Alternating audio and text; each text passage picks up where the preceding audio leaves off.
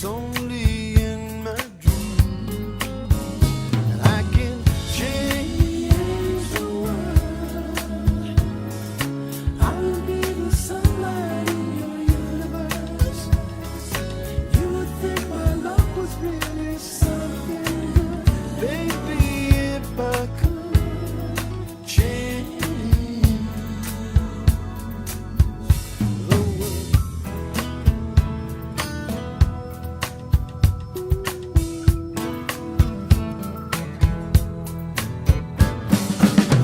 If I could be king, even for a day,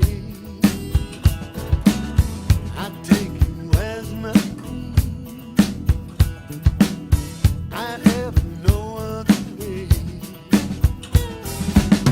And our love would rule this kingdom we have made. Till then I'd be a fool,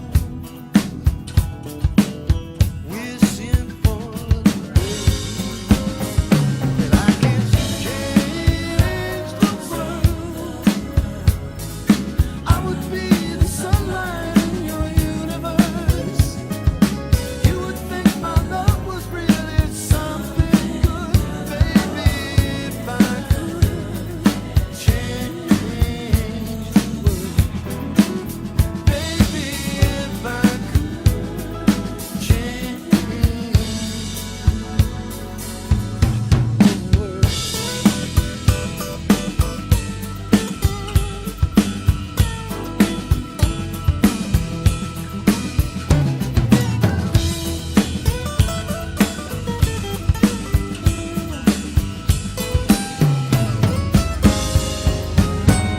I could change the world.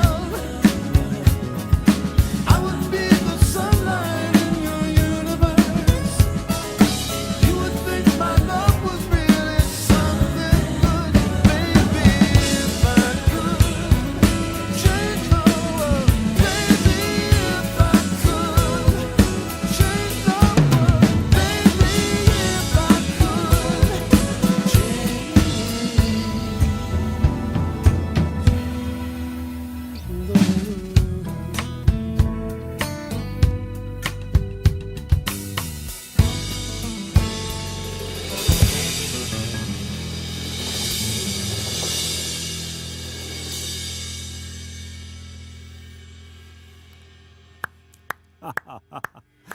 Incredibly tasteful playing here.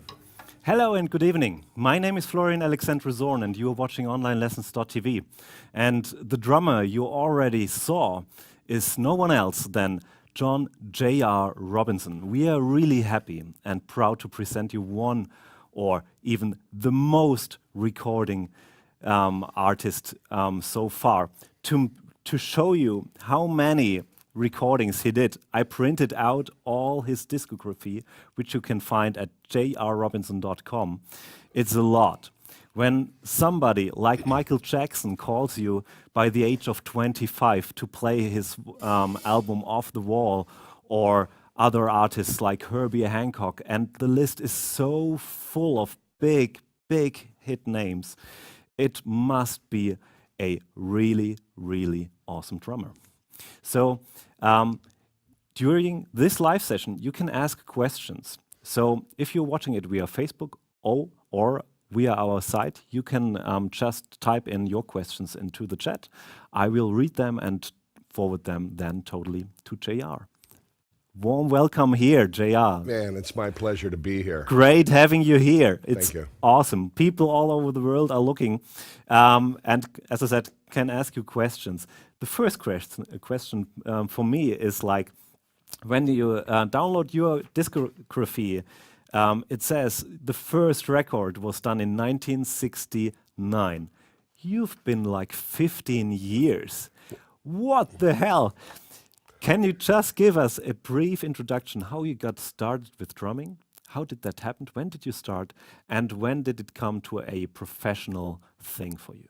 Yeah, I mean, I'm from the Midwest, from Iowa, and I had just two beautiful parents, Jack and Helen, and Jack was an optometrist, but he also was a violin player and a piano player Okay. and like a choral arranger.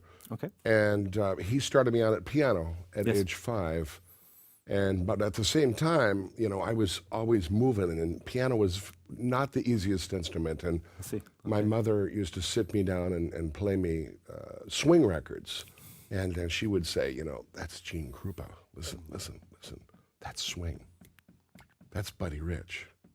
Listen to that swing. And swing. And she taught me about this word swing. And it sunk in. So that was between 7 and 8. I got my first 1940 single tension rod Ludwig drum set. No tom-toms.